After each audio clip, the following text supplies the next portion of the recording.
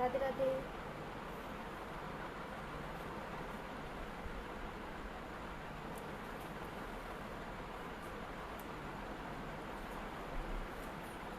আজ কত নম্বর? প্রথম 36। 36।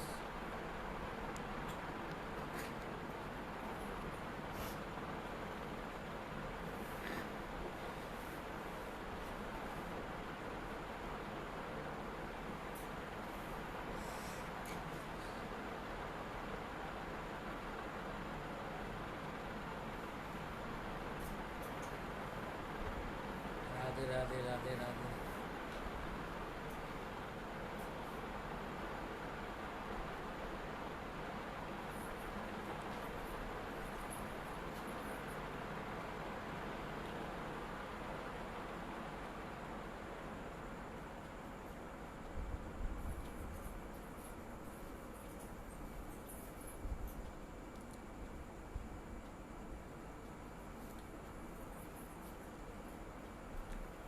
গতকাল আমরা নারদ ভক্তি সূত্রে 35তম সূত্র অবধি আমরা শ্রবণ করেছি। তাতে বলা হয়েছিল যে ভক্তি লাভ করতে গেলে বিষয় ত্যাগ করতে হবে এবং সঙ্গ ত্যাগ করতে হবে, মানে তবেই ভক্তি পথে এগোনো যাবে, ভজন পথ আসবে ভজন করতে গেলে।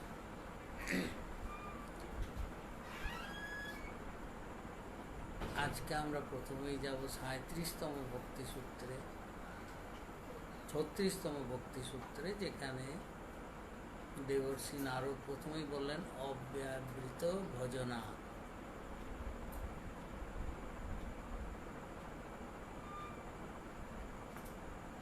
মানে ভক্তি পথে চলতে গেলে ভগবানের ভজন করতে হবে নিরন্তর, অব্যবহৃত, মানে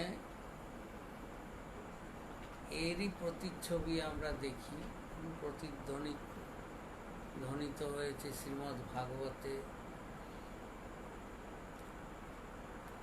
যেখানে সুখদেবকে জিজ্ঞাসা করা হয়েছিল যে পরাধর্ম কি।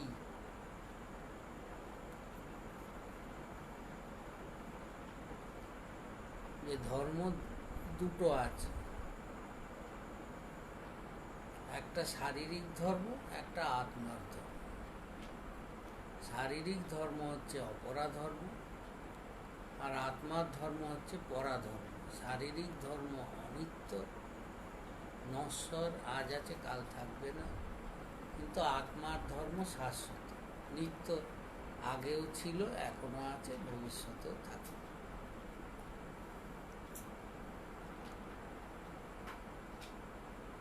তো সুখদেবকে যখন জিজ্ঞাসা করা হয়েছিল যে পরাধর্ম কি বস্তু, আত্মার ধর্মটা কি,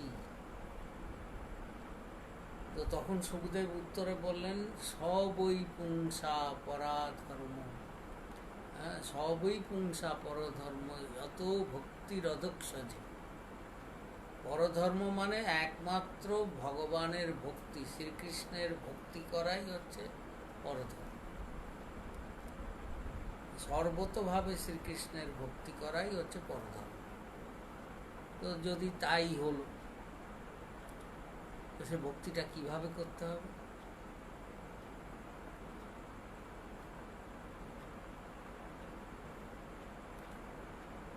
সেখানেও সুখদেব বললেন কি, দুটো এর শর্ত লাগিয়ে দিয়েছে।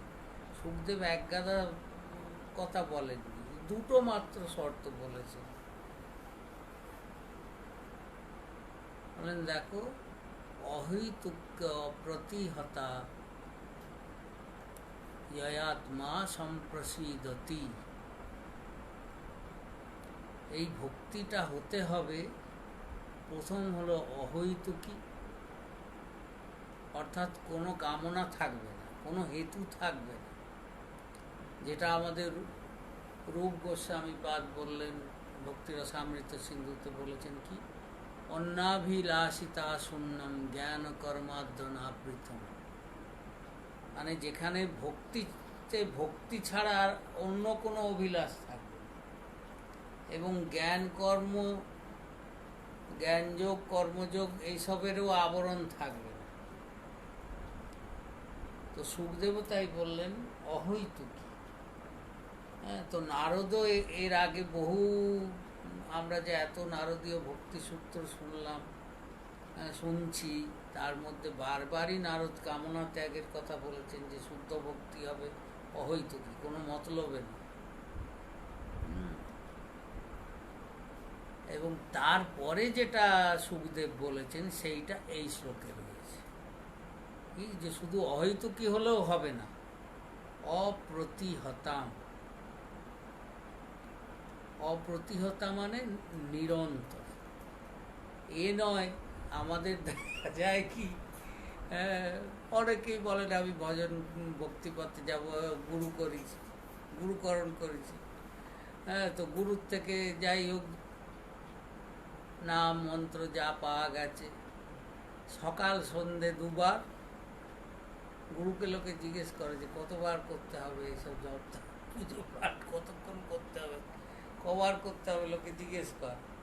আর গুরুরা এবার কী করবে, বলে দেয় যে বাবা কমসে কম দুবার তো করো। হ্যাঁ, ব্রাহ্মণরা না হয় ত্রিসন্ধ্যা গায়ত্রী করে, তোমরা তো অত না পারো, কর্মব্যস্ত জীবন, সকালে রাত্রে দুবার অন্তত করো। হ্যাঁ, সেটা করলে খারাপ নয়, করলে তো করতে তো হবেই, কিন্তু তাতেই যেন সীমাবদ্ধ না হয়ে যায়। হ্যাঁ, যে লোকে অনেকেই দেখা যায়, আবার এখানেও আমি দেখেছি এমনও অনেক লোক এসে এই সন্ধ্যা হয়ে গেছে, আবার এই গুরু মন্ত্রটা এখনই করে নিই, একটু বসে জপ করে নিই, তারপর যাব। কেননা মানে মজার ভাষায় বলতে হচ্ছে গুরুর ব্যাঘাত ঠাল, গুরু গাড়ে চাপিয়েছে, কোনো রকমে যে গুরুর ব্যাঘাত ঠেলে দিতে হবে। তো এইরকমভাবে ভক্তি করলে তার সারা জীবনেও কেন অনন্ত জন্মেও কিছু লাভ হবে। হ্যাঁ, যদি কিছু পরমার্থ সম্পদ লাভ করতে হয়, ভগবানের করুণাকে অনুভব করতে হয়, তাহলে সেখানে বলাই হয়েছে অপ্রতিহতাম।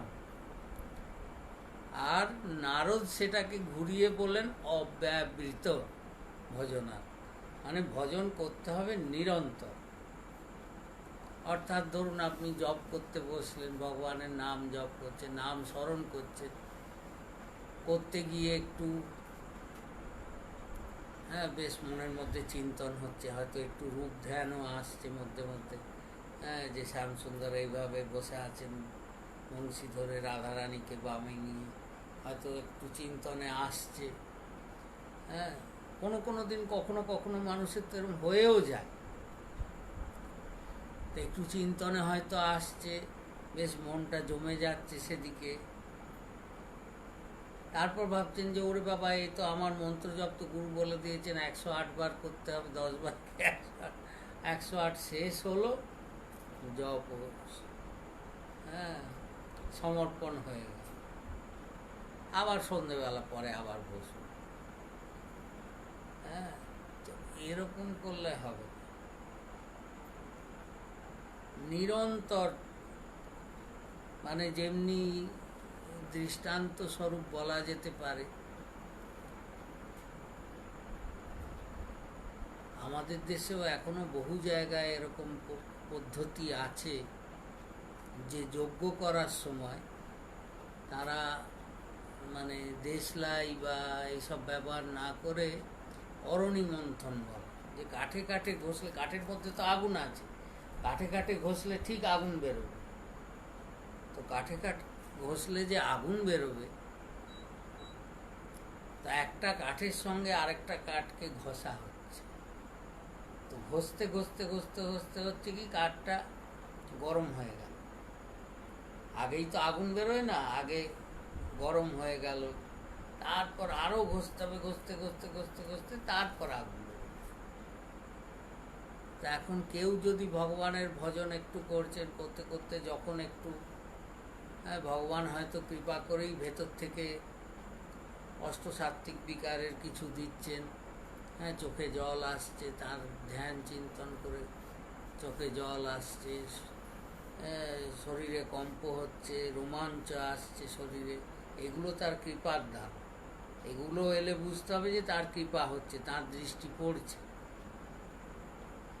এখন একটু এরকম হচ্ছে মানে গরম হচ্ছে, একটা কাঠের সঙ্গে কাঠ ঘষা হচ্ছে, হ্যাঁ, মনোমন্থন চলছে, মানে যে মন মায়ার রাজত্বে বসে আছে তাকে জোর করে ভগবানের রাজত্বে নিয়ে যাওয়া হচ্ছে।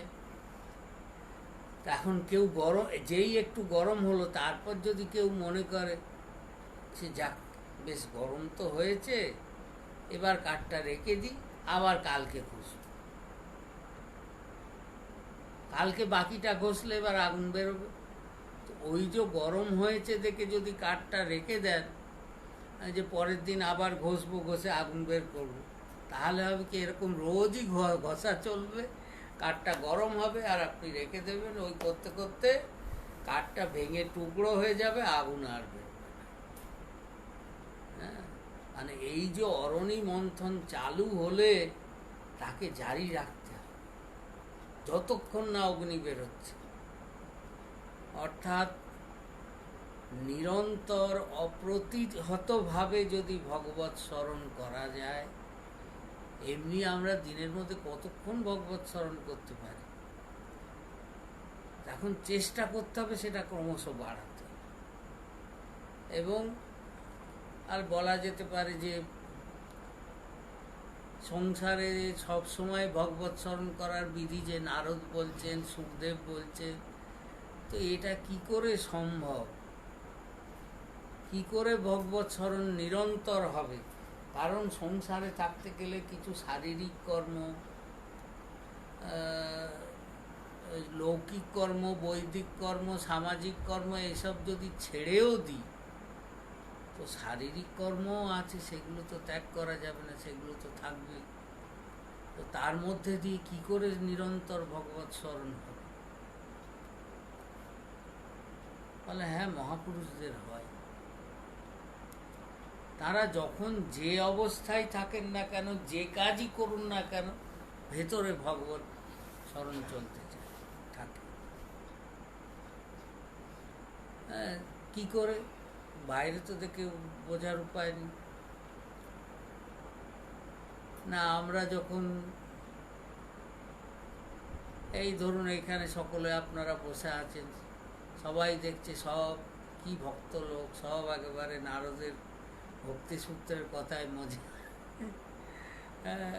এখন ভেতরে তো চিন্তন কার কী রকম চলছে সে তো গুরু গোবিন্দ জানেন।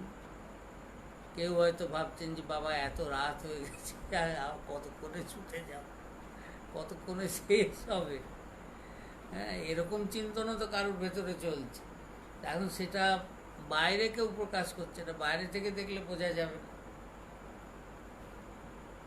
অর্থাৎ সব কাজের মধ্যে থেকেও, সাংসারিক কাজকর্মের মধ্যে থেকেও মানসে যে ভগবৎ স্মরণ করা যায়, সেটা জাগতিক এই দৃষ্টান্তই প্রমাণ যে আমরা জগতে যে কাজই করি না কেন, ভেতরে অন্য কাজ চলতে পারে। তো তেমনি যদি ভগবানের সামনে বসে মায়ার চিন্তন চলতে পারে, তাহলে মায়ার কাজ করতে গিয়ে ভগবৎ চিন্তন কেন হবে না? হ্যাঁ, তো সেটা চেষ্টা করলেই হবে। একদিনে যে হবে কারুর তা তো নয়, অভ্যাস করতে হবে, নিরন্তর করতে করতে দেখা যেতে আস্তে আস্তে মহাপুরুষদের কৃপায়, গুরুর কৃপায় সেই অবস্থায় এসে যেতে পারে যখন ভগবৎ স্মরণ আর আলাদা করে করতে হবে না, নিরন্তরই চলতে থাকবে। হ্যাঁ, এইটাই ভক্তির চরম পর্যায়ে পৌঁছালে, যেটা নারদ বলেছেন। হ্যাঁ, এই প্রসঙ্গে বলা যেতে পারে মহারাষ্ট্রের এক সন্তের জীবনীতে আমরা দেখি যে একবার এক সন্ত দ্বারকাতে অনেক কাল ভগবানের সেবা করেছিলেন। 12 বছর ধরে দ্বারকায় কঠোর তপস্যা করেছে। তো তপস্যা করার পর, হ্যাঁ, এই প্রায় 600 বছর আগের কথা, তো দ্বারকায় কঠোর তপস্যা করে ভগবানের কিছু অনুভব হয়নি। যখন অনুভব হচ্ছে না কিছু, তখন তিনি তার গুরুকে বলেন যে আরে আমি 12 বছর ধরে গুরুদেব আপনার আজ্ঞায় আমি দ্বারকায় এত তপস্যা করলাম, কিন্তু কই আমার তো কিছু অনুভব হলো না, আমার তো নিরন্তর ভগবত স্মরণ হচ্ছে না, আমি তো গোবিন্দকে কিছু অনুভব করতে পারছি না, কি করলে আমার অনুভব হবে আপনি কৃপা করে বলে দিন। ও তখন গুরুদেব বললেন যে এক কাজ করো, এই ব্রজের ঠাকুরের তো স্বভাব ভালো নয়, এখানে সেখানে ঘুরে ঘুরে বেড়া। তো বর্তমানে তিনি মহারাষ্ট্রে পণ্ঢরপুরে এক প্রসিদ্ধ সন্ত আছেন, তার নাম নামদেব, ভক্ত নামদেব। বলে নামদেবের আবার একটা শিষ্যা আছে, তার নাম হচ্ছে জনাবাই। বলে ওই জনাবাইয়ের কাছে তার প্রেমে বাঁধা পড়ে ঠাকুর এখন আর দ্বারকায়ও থাকছেন। ঠাকুর ওই পণ্ঢরপুরে জনাবাইয়ের প্রেমে ওইখানেই বাঁধা রয়েছে। তোমার যদি অনুভব করার ইচ্ছা হয় তুমি জনাবাইয়ের কাছে যাও, দেখবে ওখানে ঠাকুর সর্বক্ষণের জন্য জনাবাইয়ের কাছে আছে। আচ্ছা তাই ব্যাপার, ঠিক আছে, দেখতে হবে। তো সেই সাধক, সেই বৈষ্ণব সাধক তিনি করলেন কি, দ্বারকা থেকে যাত্রা করে মহারাষ্ট্রের পণ্ঢরপুরে। যখন পণ্ঢরপুরে এসে পৌঁছেছেন, এসে জিজ্ঞাসা করছেন যে এখানে জনাবাই বলে কোনো সাধিকা আছেন? তো গ্রামের লোকজন বলছে যে এই পণ্ঢরপুরে তো নেই, এখান থেকে একটু দূরে গ্রাম আছে, গোপালপুর গ্রাম, সেইখানে আছে একজন জনাবাই বলে। বলে সে কে? সে কোনো মাতাজি? বলে মাতাজি কোথায়, ও তো নামদেবের বাড়ির ঝি। সাধারণ লোক যেটা জানে যে নামদেবের বাড়ির দাসী, তো বলে নামদেবের বাড়ির ঝি, সে ওই গ্রামে থাকে, তার সঙ্গে দেখা করতে পারে। বলে ঠিক আছে। গুরুও যখন পাঠিয়েছেন, গুরু না জেনে তো পাঠাননি, তো তিনি পাঠিয়েছেন যখন, তাহলে গিয়ে দেখি। তো এই চিন্তা করে তিনি সেই গোপালপুর গ্রামে গেলেন। গ্রামে গিয়ে এই সাধকের মনে ধারণা যে ভগবান যার প্রেমে বাঁধা রয়েছেন, তিনি না জানি কত বড় মস্ত বড় সাধিকা হবে। কারণ গুরু বলছেন যে ভগবান সবসময় তার সঙ্গে রয়েছে, তার সঙ্গে লীলা বিহার করছে। তো তাহলে জনাবাই নিশ্চয়ই খুব বিরাট একটা সাধিকা হবে, খুব বড় মঠ আশ্রম থাকবে, অনেক চেলাচেলি থাকবে, বিশাল ব্যাপার স্যাপার হবে হয়তো। কিন্তু গ্রামে এসে যখন শুনলেন যে সে তো নামদেবের বাড়ির ঝি, এইসব শুনে তার শ্রদ্ধা অনেকটাই কমে গেল। ভাবলেন যে আরে বাবা, এ তো কোনো বড় মাতাজিও নয়, কোনো সাদিক এরকম বিখ্যাত নয়, কী ব্যাপার। গ্রামে জিজ্ঞাসা করছেন এখানে জনাবাইয়ের আশ্রমটা কোথায়, গ্রামের লোককে। বলে জনাবাইয়ের আবার আশ্রম কোথায় হবে, তার তো একটা ঝুপড়ি আছে, গরিব ঘরের মেয়ে ছেলে, তার একটা ঝুপড়ি আছে, সেইটা আছে। বলে হ্যাঁ, তার ঝুপড়ি? যে নাকি শ্রীকৃষ্ণ, অনন্ত ব্রহ্মাণ্ড নায়ক কৃষ্ণকে যিনি প্রেমে বদ্ধ করে রেখেছেন, আর তিনি নাকি থাকেন একটা সামান্য ঝুপড়িতে। ঠিক আছে, গুরু তো বলেছেন, তার কাছে একবার দেখে তো যাই। তারপর ঝুপড়ির ওখানে গিয়ে খোঁজ করছেন, যে দেখছেন ঝুপড়ির দরজা বন্ধ, বাইরে থেকে বন্ধ। তো লোককে জিজ্ঞাসা করছেন যে জনাবাই কোথায় গেলেন, এখানে বাড়িতে নেই? বলে না, বাড়িতে নেই, ও মাঠে গেছে। বলে ও মাঠে গেছে, কী জন্যে? মাঠে কী করতে গেছে? বলে আসলে কি, গরিব ঘরের মেয়ে ছেলে তো, ওই জায়গায় জায়গায় গোবর কুড়ায়, গোবর কুড়িয়ে একটু ঘুঁটে টুটে দেয়, সেই ঘুঁটে দিতে মাঠে গেছে। সেই সাধক তো ভাবছেন যে আরে বাবা রে, কী কথা। হ্যাঁ, যার প্রেমে কৃষ্ণ বাঁধা হয়ে রয়েছেন, হ্যাঁ, স্বয়ং লক্ষ্মীপতি যার প্রেমে বাঁধা, আর তার প্রিয়জন কিনা এরকম ঘুঁটে কুড়িয়ে ঘুঁটে দিয়ে তার জীবিকা চলে। যাই হোক, সে খোঁজ করতে মাঠেই গেছে। মাঠে গিয়ে দেখছে মাঠে আরেক কাণ্ড, মাঠে মহা ভিড়, খুব লোকজনের ভিড়। তাহলে ব্যাপারটা কি, এত ভিড়ভাড় কেন? তো গিয়ে দেখছে যে সেখানে দুটো মেয়ে ছেলে তুলকালাম ঝগড়া হচ্ছে, দুটো মহিলার মধ্যে একেবারে সে মারামারি হয় এমন অবস্থা, এমন চিৎকার চেঁচামেচি ঝগড়া। তো সে বৈষ্ণব ধীরে ধীরে আস্তে আস্তে লোককে সরিয়ে জিজ্ঞাসা করছে, আচ্ছা এখানে জনাবাই আছে? বলে হ্যাঁ, ওই তো যে ঝগড়া করছে, যার গলার তেজটা বেশি ওই হচ্ছে জনাবাই। বলে হে ভগবান, আমার গুরুদেব কার কাছে পাঠিয়েছে? হ্যাঁ, সামান্য একটা ঘুঁটে দেওয়া নিয়ে এইরকম গলা ফাটিয়ে ঝগড়া করছে যে মেয়ে ছেলে, তার প্রেমে নাকি কৃষ্ণ বাধা আছেন। হ্যাঁ, এইরকম অবস্থা। হে ভগবান, কি করা যায়? বলে যাই হোক, তবু একটু ওর সঙ্গে পরিচয় করে যাব, এত কষ্ট করে দ্বারকা থেকে এসেছি, মহারাষ্ট্রের পণ্ঢরপুর, তা দেখা তো করতেই হবে। তারপর দেখছেন খুব ঝগড়া হচ্ছে, এত ঝগড়া হচ্ছে যে গ্রামের মোড়ল চলে এসছে। হ্যাঁ, গ্রাম পঞ্চায়েত একেবারে বসে গেছে সেখানে। কি ব্যাপার না, দুটো মহিলাই পরস্পরকে দোষী করছে যে তুই আমার ঘুঁটে চুরি করেছিস, ও বলছে তুই আমার ঘুঁটে চুরি করেছিস। তো তখন মোড়ল এসে বলছে, আচ্ছা তোমরা যে বলছো ঘুঁটে তো সব একই রকম দেখতে, কোনটা কার ঘুঁটে কেউ প্রমাণ দিতে পারবে? তো তখন দেখছে যে জনাবাই, সে বলছে হ্যাঁ আমি প্রমাণ দেবো আমার কোনটা ঘুঁটে। তাহলে কি করে? তো দেখছে সঙ্গে সঙ্গে জনাবাই করছে কি, যত ঘুঁটে স্তূপ ছিল, স্তূপ থেকে এরকম ঘুঁটে একটু করে কানে লাগাচ্ছে, একদিকে ফেলছে, আবার কানে লাগাচ্ছে, আরেকদিকে ফেলছে, এই করে করে দুই ভাগ করে একদিকটা বললো এইটা আমার ঘুঁটে। তাহলে কি করে বুঝলে যে ওটা তোমার হাতের ঘুঁটে? ঘুঁটে তো একই রকম দেখতে, গোবরের ঘুঁটে, আর ওর কি ডিজাইন থাকবে বিশেষ, বা কি ওতে চিহ্ন করা থাকবে? বলে না, আমার ঘুঁটে কানে দিয়ে দেখো। মোড়লকে বললো যে তুমি আমার ঘুঁটে কানে দিয়ে দেখো, তাহলেই বুঝবে এটা আমার দেওয়া ঘুঁটে। আর ওর ঘুঁটে কানে দিয়ে দেখো। বলে ঘুঁটে আবার কানে দিয়ে দেখতে হবে? হ্যাঁ, ঘুঁটের না হয় গন্ধে কিছু মালুম পড়ে, কানে দিয়ে কি মালুম করবে? বলে দেখোই না। তখন মোড়ল যখন ঘুঁটে কানে দিচ্ছে, দেখছে একটা ঘুঁটে কানে ধরা মাত্রই ঘুঁটের মধ্যে থেকে জয় রাম কৃষ্ণ হরি জয় বিঠ্ঠল হরি নাম বেরোচ্ছে, আর আরেকটা ঘুঁটোয় কোনো আওয়াজ নেই।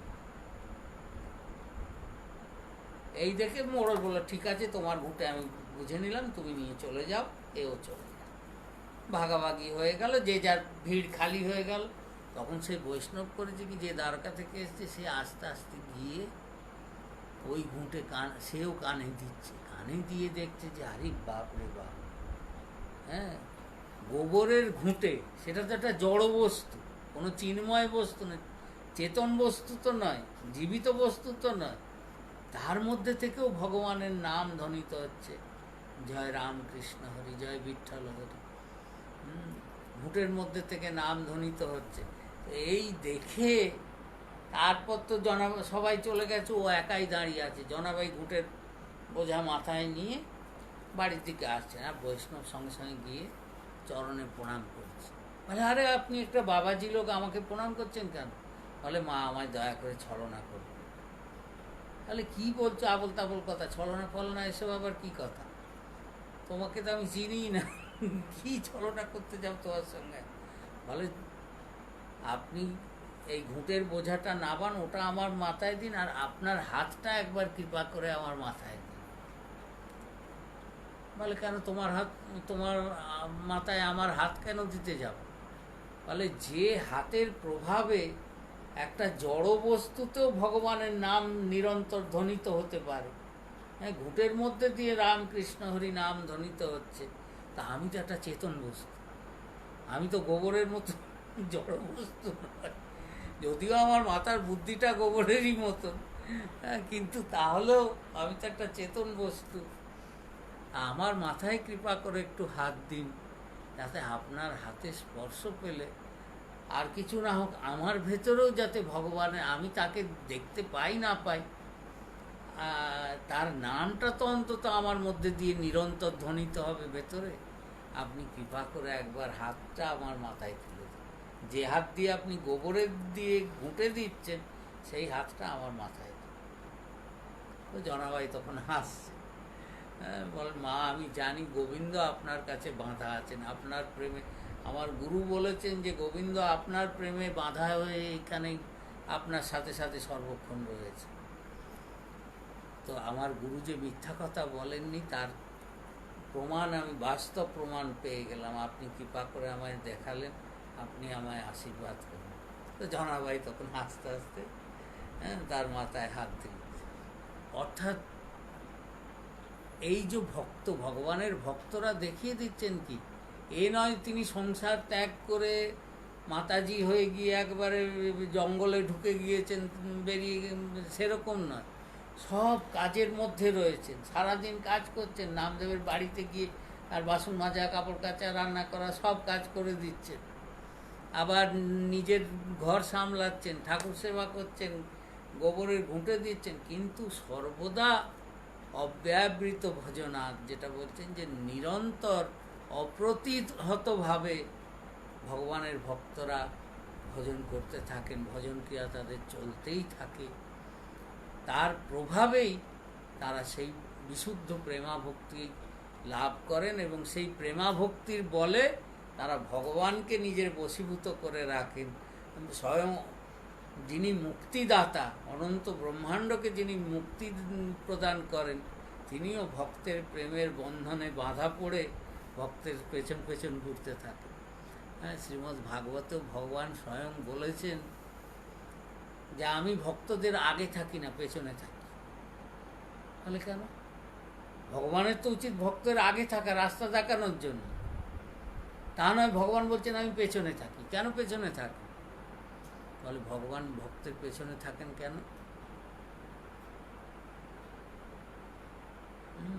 উড়িষ্যাতেও জগন্নাথের ভজনে শালবেগ জনানে আছে। শালবেগ এক মুসলমান মহাপুরুষ ছিলেন, তিনি জগন্নাথের সব ভজন রচনা করেছেন উড়িয়া ভাষায়। আজও সেই তার লেখা জগন্নাথ জনান বলে প্রার্থনা পদ জগন্নাথের কাছে গাওয়া হয়।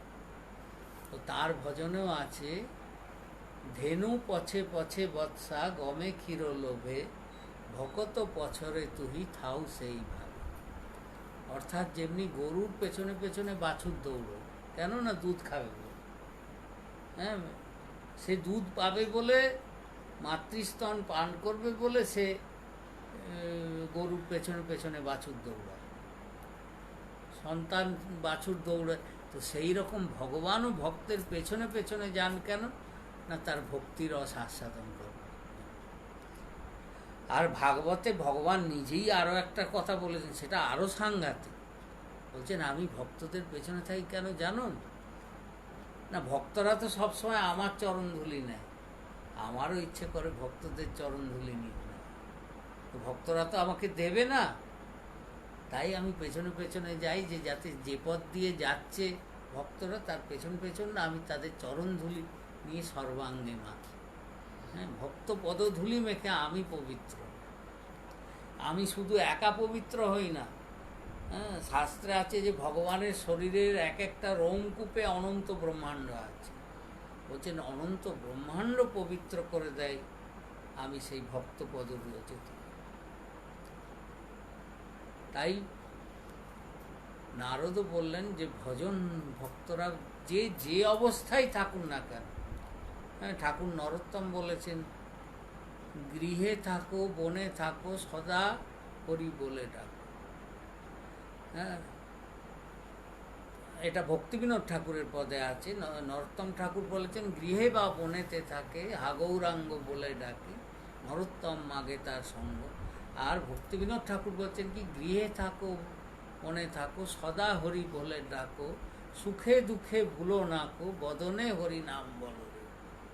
হ্যাঁ, যে তুমি যেখানেই থাকো, তুমি গৃহস্থই হও আর সন্ন্যাসী হও আর যাই হও না কেন, যেখানে থাকো যেন ভগবানের নাম তোমার নিরন্তর স্মরণে থাকে।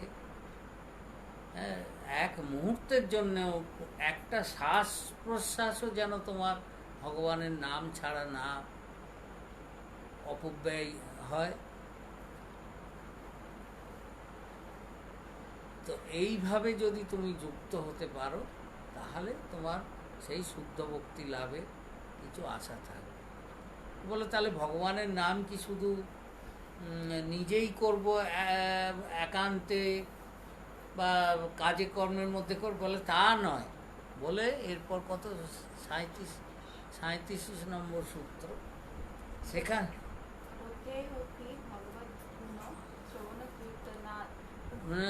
37তম সূত্রে নারদ বললেন কি, লোকে অপি ভগবদ গুণ শ্রবণ কীর্তন, শুধু একা করব না, সবাই মিলে। হ্যাঁ, অর্থাৎ ভক্তের স্বভাবই হচ্ছে কি, যে ভগবানকে একা আস্বাদন করে স্বাদ মেটে। এমনি জগতেও দেখা যায় কি,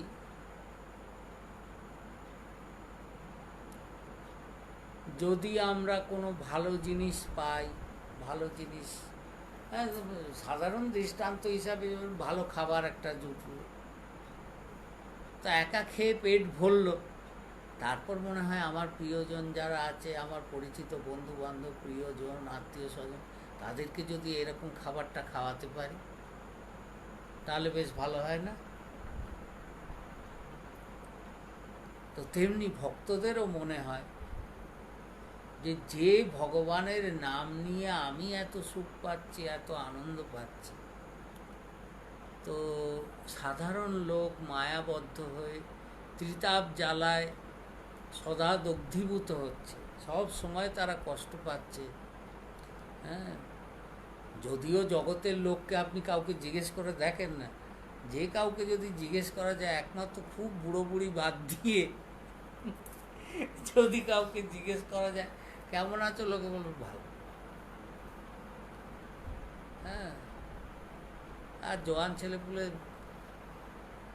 তো জিজ্ঞেস করাই বিপজ্জনক, তাদের তো কি অল রাইট, ওকে।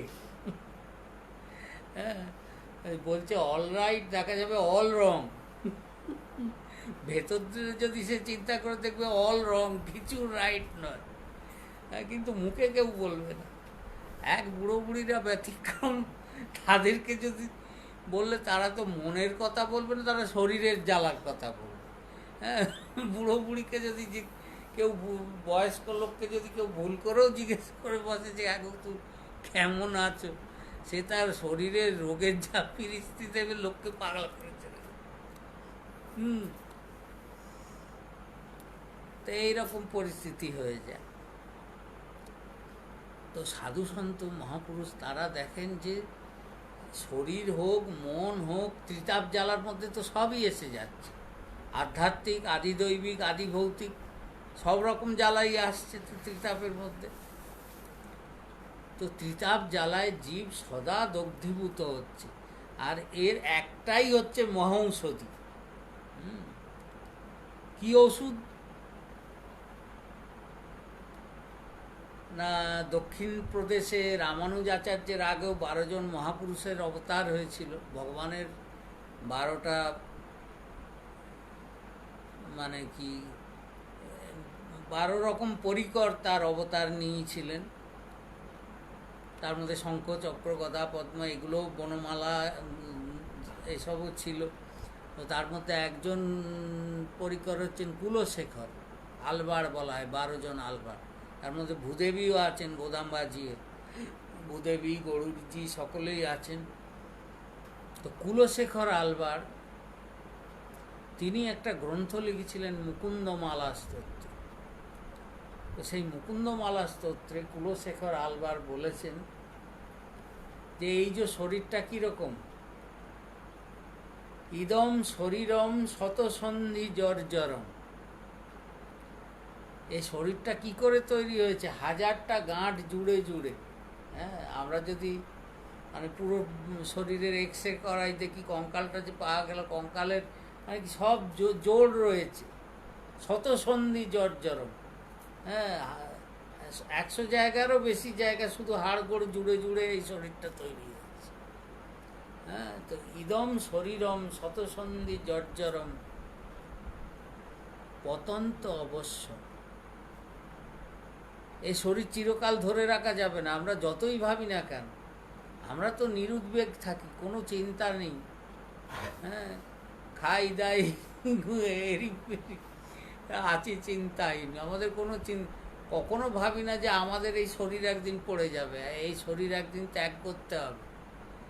এখানে দেহ, এই যে দেহ এখানে মাতৃগর্ভে উৎপন্ন হয়েছে, সেই দেহ এখানেই রেখে দিয়ে যেতে হবে। এটা সঙ্গে নিয়ে যাওয়ার কোনো রাস্তা ভগবান রাখেনি। হ্যাঁ, এটা যদি সঙ্গে নিয়ে যাওয়া যেত তো লোকে বোধহয় এই দেহর মধ্যেও কেটে ধনরত্ন টাকা পয়সা বলে রাখত, এগুলো নিয়ে যেতে পারবে। কিছুই নিয়ে যাওয়ার উপায় নেই, এত যে শরীরের জন্য এত কিছু, এই শরীরটাও এখানে রেখে যেতে হবে। তাই বলছেন পতন্ত অবশ্যম, এই শরীর অবশ্যই একদিন পড়ে যাবে। আর কি হবে? পরিণাম পেশলম, পরিণতি কি হবে? ছাই। এত সুন্দর এত বড় শরীরটা পরিণাম হবে 1.5 কিলো ছাই।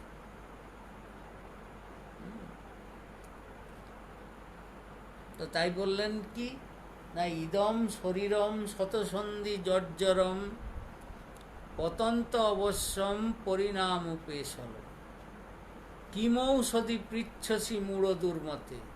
হে দুর্মতি মন, হ্যাঁ, নির্বোধ মন, তুমি এর জন্যে কি ঔষধের খোঁজ করছো? কি দিয়ে এটাকে সুস্থ রাখবে? এর জন্যে পরম ওষুধ আছে। হ্যাঁ, কৃষ্ণ নাম রসায়নম পিব।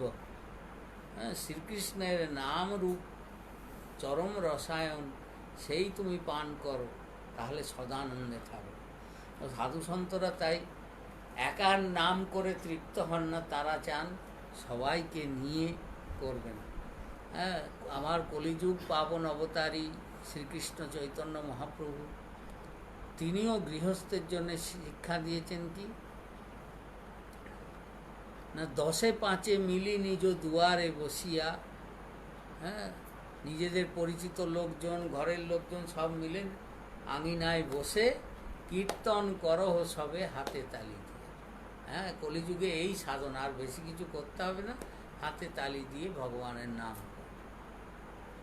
আবার এও উপদেশ করেছেন, নাচো গাও ভক্ত সঙ্গে করো সংকীর্তন।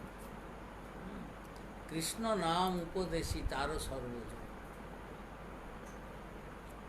অর্থাৎ ভক্তদের মধ্যে সাধনার প্রথম স্তর হচ্ছে সৎসঙ্গ।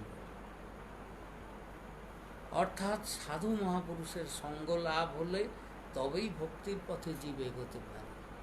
এবং প্রথমে সৎসঙ্গ, মহাপ্রভু যে পঞ্চাঙ্গ ভক্তির কথা বলেছেন, ভাগবতে তো নবদা ভক্তি, মহাপ্রভু আরও কম করে পঞ্চাঙ্গ ভক্তি বলেছেন। পঞ্চাঙ্গ ভক্তি বলতে গিয়ে কী বলেছেন? সাধু সঙ্গ প্রথম বলেছেন, সাধু সঙ্গ, যে প্রথম আগে সৎসঙ্গ কর, তারপর বলছেন নাম সংকীর্তন, সাধু সঙ্গ নাম কীর্তন। সাধু সঙ্গ করলে হবে কি, সাধুর কাছে গেলে যারা প্রকৃত সাধু তারা আর কী করবে? তারা একটাই কাজ করবে, হ্যাঁ, তারা নিজেরাও ভগবানের নাম করছে, তোমাকেও করাবে। তাদের একটাই উপায়, সাধুরা তো আর অন্য কাজ কিছু করে না। হ্যাঁ, গুরু নানক দেবও বলেছেন যে নাম জপা হবে। সাধুর গুরুর কাজ কি? নাম করবে, নিজেও করবে, অন্যকেও করাবে। তো সাধু সঙ্গ নাম সংকীর্তন। তো সেই ভক্ত সঙ্গ মিলে, সবাই মিলে ভগবানের নামের মধ্যে তো কোনো ভেজাল নেই। হ্যাঁ, লীলার মধ্যে যেমনি লোক অনুযায়ী, যে অজ্ঞ লোক, যার লীলা সম্বন্ধে তত্ত্ব জ্ঞান নেই, সেই লীলার সম্বন্ধে উল্টোপাল্টা বলেছে। কিন্তু নামে তো কোনো ভেজাল নেই, ভগবানের নাম সদাই শুদ্ধ। হ্যাঁ, তবে কি নাম করতে করতে জীব পবিত্র হয়। তাই কলিযুগে যুগধর্ম, কলিকালে যুগধর্ম নাম সংকীর্তন। কলিকালে যুগের ধর্মই হচ্ছে নাম সংকীর্তন। এতদর্থে প্রকটিত শ্রী শচীনন্দন। এই নাম সংকীর্তন ধর্মের জন্যেই কলিযুগকে পাবন করেছেন গৌরসুন্দর এসে। আর এই কলিযুগে যত মহাপুরুষে এসেছেন, সে যে পথেরই হন না কেন, এমন কোনো মহাপুরুষের চরিত্র পাওয়া যাবে না যিনি নাম সংকীর্তন করতে বলেন। হয়তো তিনি মালা তিলকধারী বৈষ্ণব নন, বা বৈষ্ণব পন্থার সঙ্গে তার হয়তো সম্বন্ধ কম, কিন্তু তাহলেও শাস্ত্রকে যিনি মানেন, ভক্তিপথকে যিনি মানেন, তারা সকলেই নাম সংকীর্তন করতে বলেছেন। তাই দেবর্ষী নারদ বললেন যে লোকজনের সঙ্গে সবাই মিলে বাজে আলোচনা না করে সবাই মিলে যত নাম সংকীর্তন করবে তত হবে কি,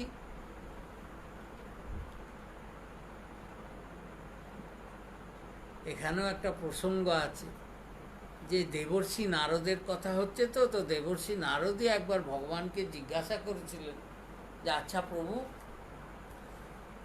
তোমার মানে পাকা ঠিকানা কি, কোথায় তুমি থাকো সেটা আমাকে ভালো করে বলো তো, যাতে বেশি খোঁজাখুঁজি না করতে হয়। আমি লোকজনকে সেই কথাটা বলে দেবো, তোমার অ্যাড্রেসটা কোথায় যদি জানা থাকে লোককে বলে দেবো। তো ভগবান বেশি ঘোরালেন না, সঙ্গে সঙ্গে এক কথাতেই উত্তর দিয়ে দিলেন।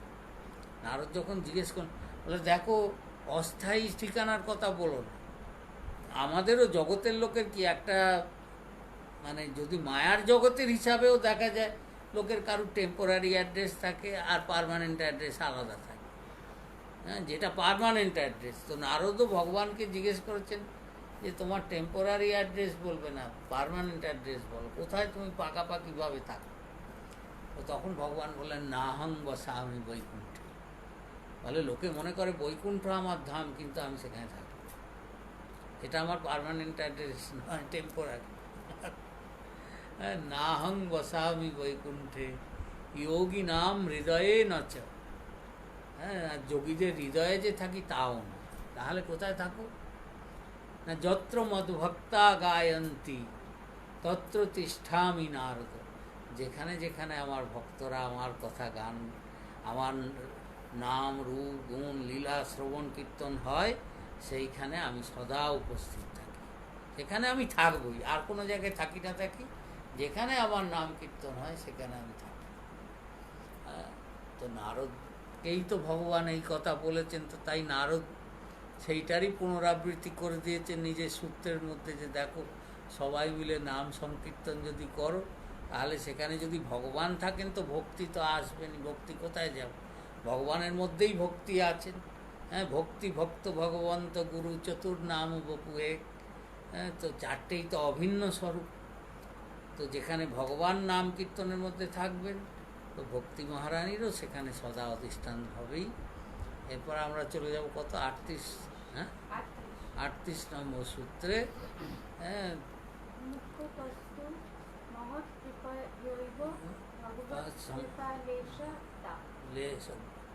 মুখ্যতস্তু 38তম সূত্রে দেবর্ষী নারদ বলেন মুখ্যতস্তু মহৎ মহৎ কৃপয়েব ভগবত কৃপালেশা, এই ভক্তি লাভের দুটোই মুখ্য কারণ হচ্ছে মহৎ কৃপা, মহৎ কৃপই।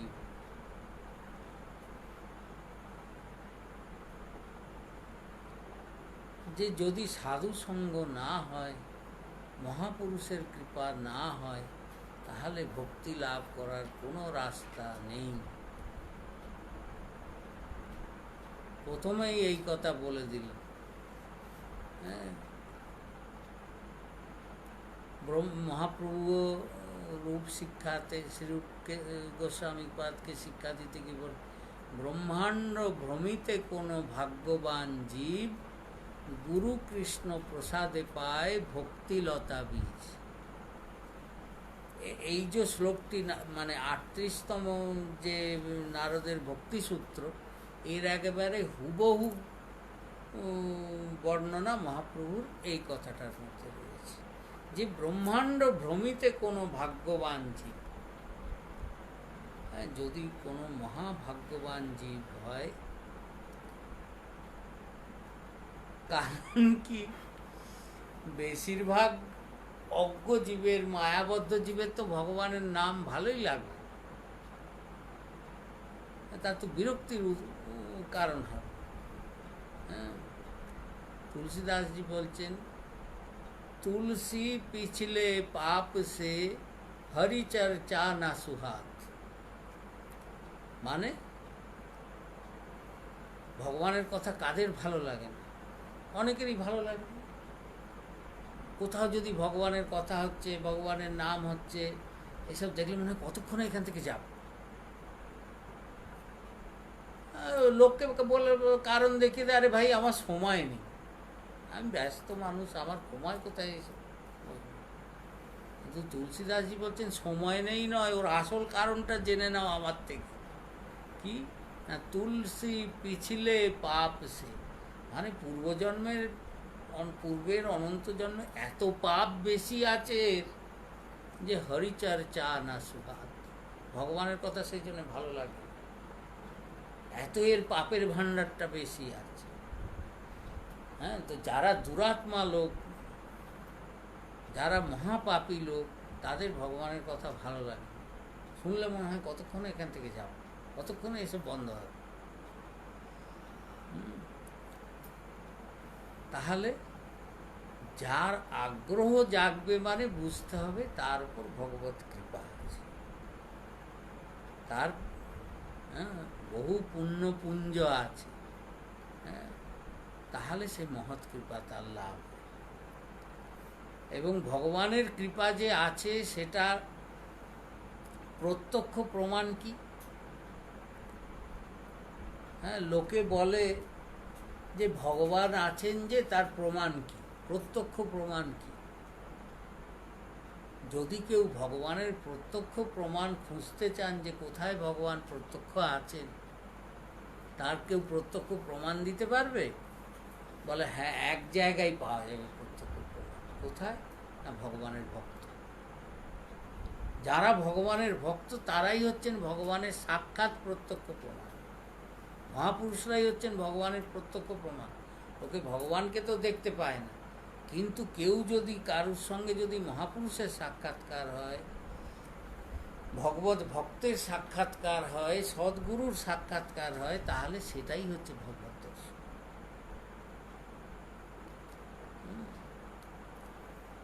কারণ মহাপুরুষগণই হচ্ছেন বাস্তব প্রমাণ। তাদের হৃদয়ে সদা গোবিন্দ বলেন, মম বৈষ্ণব পরাণ তোমা সবার হৃদয়েতে সতত বিশ্রাম। তাদের হৃদয়ে, সাধুর হৃদয়ে সদা গোবিন্দের নিবাস। বলে আমাদের শাস্ত্র আগেকার দিনে বলতো তীর্থে যেতে, তীর্থে যাত্রা করা আমাদের ধর্মের একটা অঙ্গ। হ্যাঁ, যেখানে যেখানে ভগবত ধাম আছে, তীর্থ আছে, সেখানে যা। তো তীর্থ যাওয়ার মানে কি? তীর্থে যাওয়ার মানে লোকে এই যে কুম্ভ মেলা যাচ্ছে, বদ্রীনারায়ণ যাচ্ছে, জগন্নাথ যাচ্ছে, কি জন্যে? সেখানে গিয়ে জলে স্নান করলে পুণ্য হবে না কি হবে? কিচ্ছু হবে না। তাহলে শাস্ত্র কেন তীর্থ যাওয়ার নির্দেশ দিয়েছে? না, তীর্থে গেলে হবে কি? ঠাকুর ভক্তিবিনোদ বলেছেন, তীর্থ ফল সাধু সঙ্গ। কেননা সাধুরা তীর্থস্থানে থাকে। তীর্থস্থানে গেলে হয় কি? সাধু সঙ্গ হওয়ার সম্ভাবনা থাকে। তীর্থ ফল সাধু সঙ্গ, সাধু সঙ্গে অন্তরঙ্গ শ্রীকৃষ্ণ ভজন মনোহর। তো তীর্থস্থানে সাধুরা থাকেন কি জন্যে? বলে সাধুরাই তো চলমান তীর্থ। তীর্থ মানে কি? যা জীবকে তরিয়ে দেয়, উদ্ধার করে। তো সাধুরা তো চলমান তীর্থ। তাহলেও তারা তীর্থস্থানে যান কেন? না, ভাগবতে বললেন যে সাধুদের নিজেদের তীর্থস্থানে যাওয়ার কোনো প্রয়োজন নেই। সাধুরা যে তীর্থস্থানে দর্শন করতে যান, তাদের কোনো নিজস্ব কোনো প্রয়োজন নেই, কারণ তারা তো কৃতকৃত্য হয়ে গেছে। অর্থাৎ যা তাদের পাওয়ার,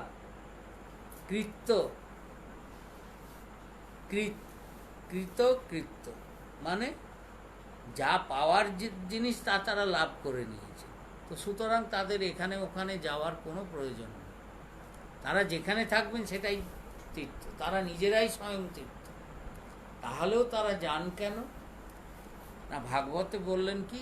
তীর্থি কুর্বন্তি তীর্থান, যে তীর্থে নানাবিধ অসৎ লোক এমন বসতি করে, দুষ্টজনরা বসতি করে তীর্থস্থানের মাহাত্ম্য নাশ করে দেয়, তীর্থের মহিমা লুপ্ত হওয়ার পথে চলে যায় দুষ্টজনের প্রভাব। তাই সাধুরা তীর্থে যান, হ্যাঁ, মহাপুরুষরা তীর্থে যান। তাঁরা গেলে তাঁদের প্রভাবে আবার মানে তাঁদের শরীর থেকে যে অণুপরমাণু, হ্যাঁ, পবিত্র অণুপরমাণু, ভক্তির পরমাণু নির্গত হয়, সেইটা তীর্থের আকাশ বাতাসকে পবিত্র করে দেয়। তীর্থ আবার তীর্থরূপে মানে প্রতিষ্ঠিত হয়ে যায়। তাই ভাগবত বলেন সাধুরা তীর্থে যান নিজেরা উদ্ধারের জন্যে নয়, তীর্থি কুর্বন্তি তীর্থান। বলে কি করে তারা তীর্থ করেন? বলে স্বান্তস্থেন গদাভৃতা, তাদের হৃদয়ে গদাধর গোবিন্দ দাঁড়িয়ে আছেন সদা, যে কারণে তারা যেখানেই যাচ্ছেন তারাই হচ্ছেন ভগবানের প্রত্যক্ষ প্রমাণ, প্রত্যক্ষ চলন্ত বিগ্রহ। ভগবানের চলমান বিগ্রহই হচ্ছেন মহাপুরুষগণ। হ্যাঁ, তো এখানে সন্ত কবিরের একটা শ্লোক মনে পড়ে, একটা দোহা মনে পড়ে যাচ্ছে। সন্ত কবির এক জায়গায় বলেছেন, তীর্থ নাহায় এক ফল,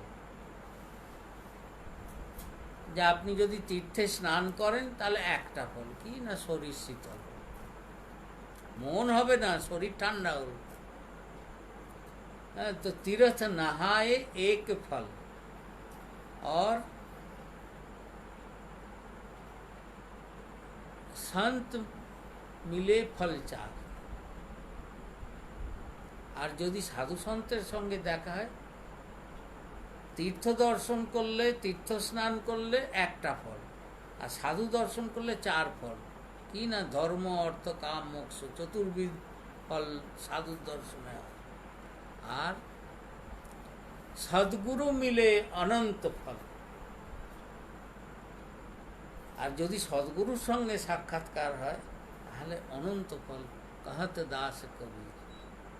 এই কবির দাসের জীবনী দেখলেও দেখা যায় যে এই কবির দাসজি কি ছিলেন। অনেকে বলে তার ব্রাহ্মণ ঘরে জন্ম হয়েছিল, মুসলমান জোলার ঘরে লালিত পালিত হয়েছিলেন। তো পরে যখন ভজন করবার জন্য ব্যাকুল হলেন, তখন কাশীতে বিরাজিত ছিলেন জগৎগুরু রামানন্দাচার্য, যার থেকে রামানন্দী বৈষ্ণব সম্প্রদায় এসেছে। তো সেই জগৎগুরু রামানন্দের কাছে গিয়ে সবাই জানতো যে তিনি সিদ্ধ মহাপুরুষ। তার কাছে গিয়ে কবির প্রার্থনা করলেন যে প্রভু, আমি আপনার শিষ্য হতে চাই, আপনি আমাকে কৃপা করুন, আপনি আমাকে গ্রহণ করুন শিষ্য বলে।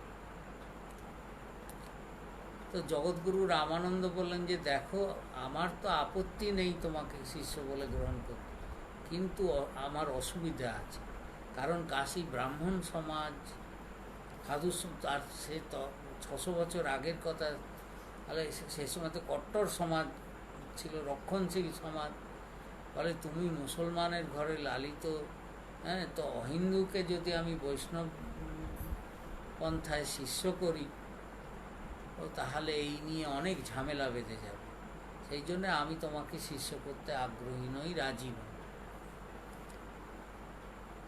তো কবির দাস, কবিরও এরকম, মানে মহাপুরুষকে যখন পেয়েছেন আর ছাড়েন, বলেন প্রভু আপনি আমাকে শিষ্য করুন না করুন, আমি কিন্তু আপনাকে গুরু বলে মেনে নিয়েছি, আমি আপনাকে গুরু বলেই জানি, আপনি আমার গুরু, এবং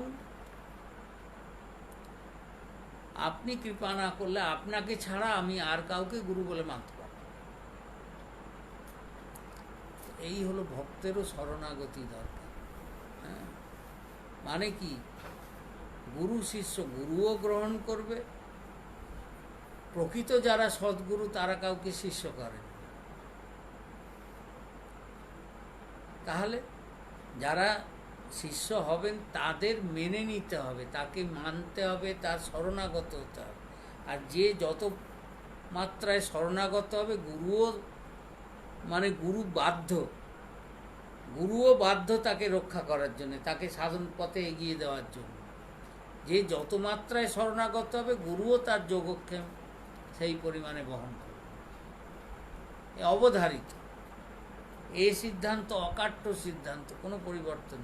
তো তারপর কবির করলেন কি, গুরু রামানন্দ রোজ কাশীতে পঞ্চগঙ্গা ঘাটে গঙ্গায় স্নান করেন রাত 3টের সময়, ভোর 3টের সময় গিয়ে, আর সূর্যোদয়েরও আগে থেকে, অনেক আগে থেকে গুরু গিয়ে ওই ঘাটে গঙ্গায় স্নান করেন, সেইখানেই তার মঠ। তো কবির করলেন কি, ঘাটের প্রথম সিঁড়িতে শুয়ে এলো। আর অন্ধকার, তখন তার ইলেকট্রিসিটি ছিল না, অন্ধকারের মধ্যে রামানন্দ যখন গঙ্গা স্নানে নামছেন, কবিরের গায়ের ওপর তার পা পড়ল। যেই চরণ স্পর্শ হলো, রামানন্দ বলে উঠলেন, রাম কহ। যেই বললেন, অমনি কবির উঠে এসে চরণে প্রণাম করলেন, প্রণাম করে বললেন, প্রভু আমার দীক্ষা হয়। বলে, কি কে তুমি? বলে, ওই যে আমি গিয়েছিলাম, আমি সেই মুসলমান জোলা কবির, আপনি তো আমাকে নাম রাম কহ বলে আমাকে ভজনের উপদেশ দিয়ে দিলেন, আমি তো আপনার থেকে জ্ঞান লাভ করে নিলাম, আর কি, এবার আপনি আশীর্বাদ করুন যাতে আমি এই জ্ঞানে পূর্ণ হতে। রামানন্দ আশীর্বাদ। তো ওই যে একটা শব্দ বলেছেন, রাম কহ, তো সেই রাম গুণ গান গাইতে গাইতেই কবির মহাপুরুষ হয়ে গেছে। হ্যাঁ, অর্থাৎ গুরু যেরকম যোগ্য, শিষ্যও সেই রকম যোগ্য হয়েছে। তো তাই সাধন পথে যেতে গেলে, ভক্তি লাভ করতে গেলে, যেমনি দেখা যায় না, এক একজন দেবদেবীর এক একটা বাহন থাকে। মা দুর্গার সিংহ বাহন, মহাদেবের ষাঁড় বাহন, ভগবানের গরুর বাহন। তো তেমনি ভক্তি মহারানীরও বাহন হচ্ছে ভক্ত। তো ভক্তকে যদি ধরা যায়, তো ভক্তি মহারানীকে পাওয়া যায়। হ্যাঁ, তো তাই ভক্ত কৃপা না হলে, নারদ এখানে সেই ভক্ত কৃপার কথাই বলছেন, যে ভক্তির পথের মুখ্য সাধনই হলো ভক্ত কৃপা লাভ। তো সেই ভক্ত কৃপা লাভ না হলে ভক্তি লাভ হবে না। আবার সঙ্গে বলেন ভগবত কৃপা, যে ভগবানেরও কৃপা চাই। তো ভগবানের কৃপা মানে কি? ভগবানের কৃপা আসল তো ভগবানেরই কৃপা, কিন্তু ভগবানের কৃপা প্রত্যক্ষভাবে আসে। অর্থাৎ হরি যদি কৃপা করেন, তাহলে জীবের সদ্গুরু লাভ হয়। হ্যাঁ, হরির কৃপা না হলে, ভগবানের কৃপা না হলে কারো সদ্গুরু লাভ হতে পারে না। এমনি ব্রহ্মাণ্ডে ঘুরছে, গুরুকরণ করতে গিয়ে সে হাজারো বদগুরু ঘুরে বেড়াচ্ছে, সে একটা মিলে যেতে পারে, তার জন্য কোনো ভগবত কৃপার দরকার নেই। হ্যাঁ, বরং দুর্ভাগ্য, কারণ পরমার্থ পথ থেকে বঞ্চিত হয়ে যান। হ্যাঁ, কিন্তু সদ্গুরু লাভ করতে গেলে, সৎ শব্দের অর্থ কি? নিত্য। আগে ছিল, এখন আছে, ভবিষ্যতে থাকবে, যার নিত্য স্বরূপ। তো যিনি নিত্য গুরু হবেন, তিনি ভগবানের সঙ্গেই অভিন্ন স্বরূপ হবেন। তো সেই সদ্গুরু লাভ করতে গেলে ভগবানের কৃপা দরকার। হ্যাঁ, হরির কৃপা না হলে গুরু লাভ হয় না। আবার গুরুর কৃপা লাভ হলে তবেই আবার হরি সাক্ষাৎকার হবে। হ্যাঁ, তবেই হরিকে পাওয়া যাবে। মানে হরি গুরু পরস্পরের সঙ্গে যুক্ত, দুইয়ের কৃপাতেই দুইকে পাওয়া যায়। নারদ এই সূত্রে এই বর্ণনা করেছে। বাকি আছে রাধে।